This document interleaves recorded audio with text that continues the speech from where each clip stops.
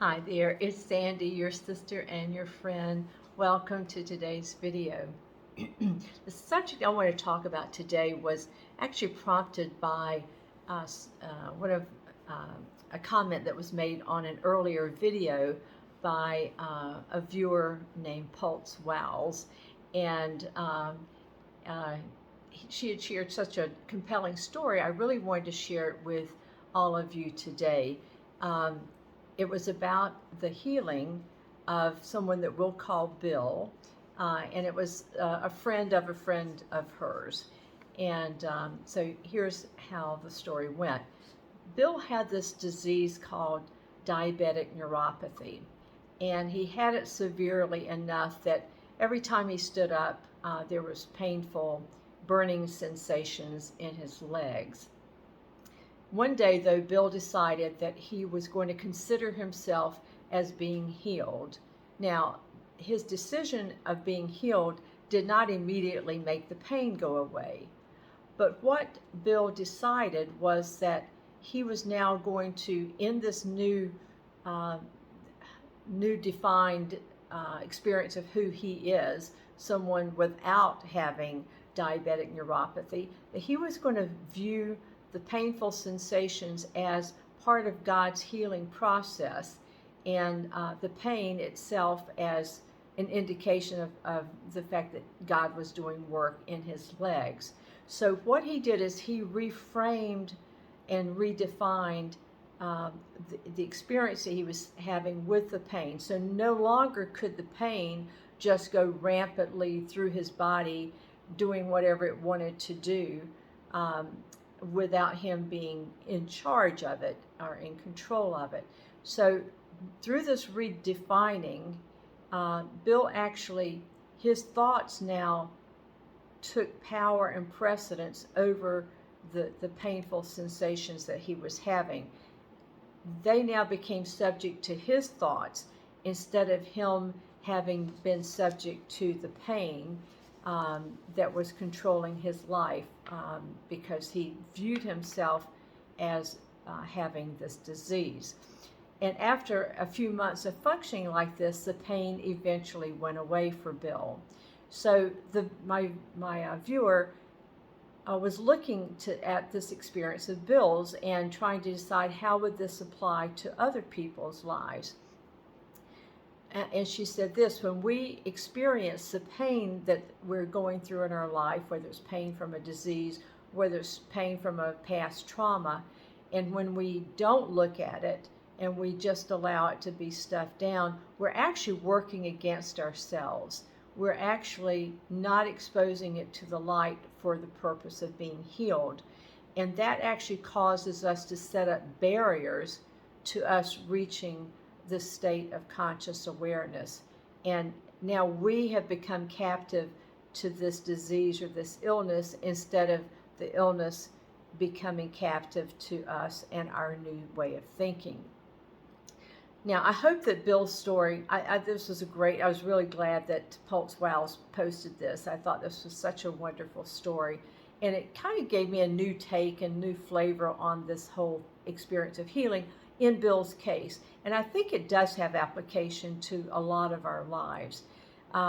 Because the more that I see that when we're experiencing pain and trauma, we can redefine and reframe what is going on for us.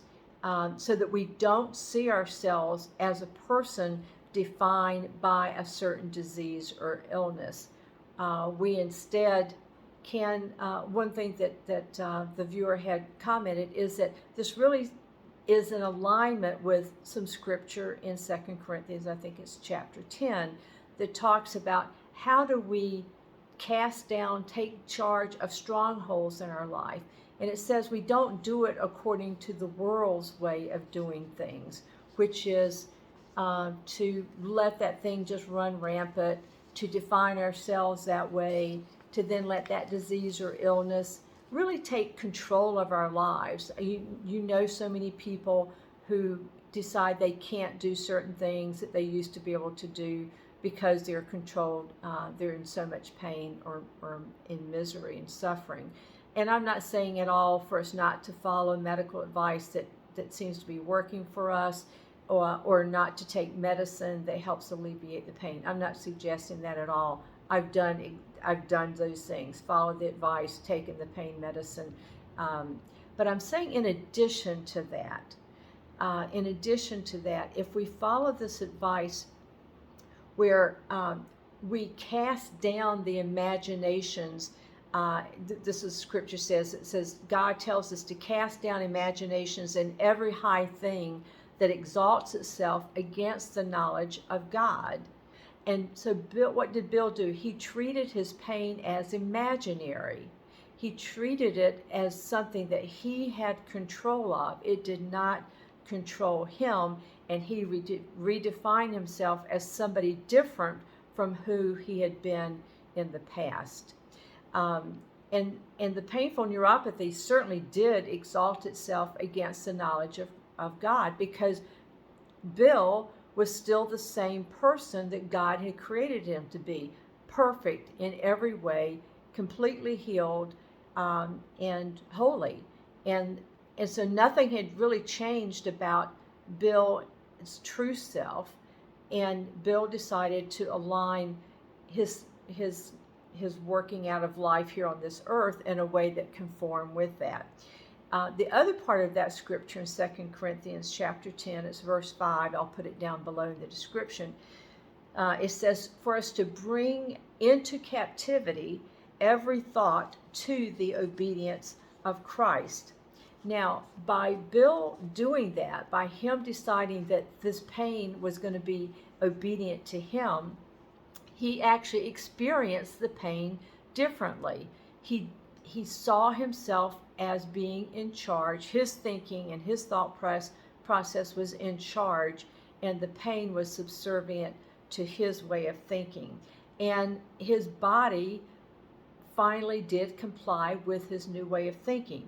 Now, I think I'm also getting to have an understanding of how to take captive my thoughts, so that I don't need to be under the control of anything, of any disease, of any lack in relationships, any impoverishment.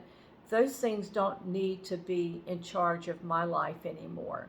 I'm in this world, but God has given me a way to think about things in this world. He's not going to come in and change this illusory world that I'm living in. He has given me the skill set to use my mind and my heart to see things differently, to actually see things here as illusions. Because if I don't see things that way, what I'm actually saying about God is that he could do things for me, and he's refusing to do so, or that there's actually something called the devil that exists here in this world, and the devil actually is more powerful than God. But what this life has been about for me is to come and ask for guidance when I need it, which is all day long, all the time. And when I get the wisdom, is to put a stake in the ground there and not to be budged from the guidance that I've received, from the wisdom that I have. I have the mind of Christ, and so do you. So not to be budged from that place, and then to watch, expecting God to show up, and for me to watch and see how does he make that a reality in my life. And Bill's experience actually shows us that we are in charge of our lives, because it's really up to us to see that God is always for us. He is never against us. And so there's some three fundamental things that I've really taken hold of that have helped me to see the world in this way. I'm going to share them with you hopefully kind of quickly here. The first one is that God is omnipotent. There is no evil power out there named Satan or the devil who is opposing God. That all those thoughts about something else, some other power, that's all the ego just trying to protect itself from death. God has never commissioned a disease to hurt us or an illness to kill us.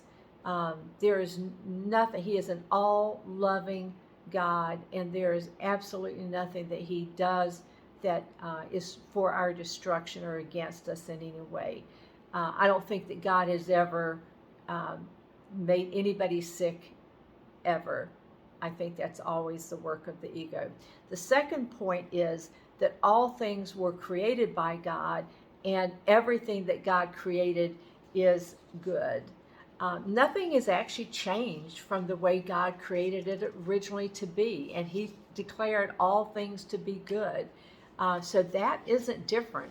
The only thing, if we see something as sick or evil or impoverished in some way, it's what our ego has created as an illusion.